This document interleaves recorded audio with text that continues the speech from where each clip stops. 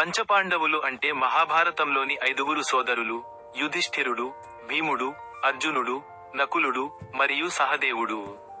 వీరు పాండురాజు కుమారులు, అందువల్ల వీరిని పాండవులు అంటారు. మరియు 5 ఉండటం వల్ల పంచపాండవులు అని పిలుస్తారు. 1. యుధిష్ఠిరుడు, ధర్మరాజు అని కూడా పిలుస్తారు. ఇతను పాండవులలో పెద్దవాడు.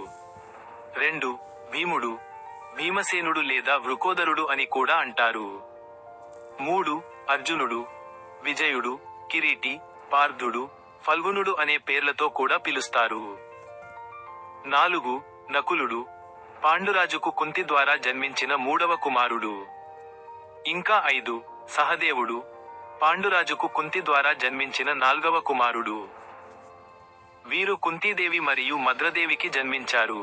కుంతీదేవికి యుధిష్ఠిరుడు, భీముడు, అర్జునుడు జన్మించగా, మద్రదేవికి నకులుడు, సహదేవుడు జన్మించారు.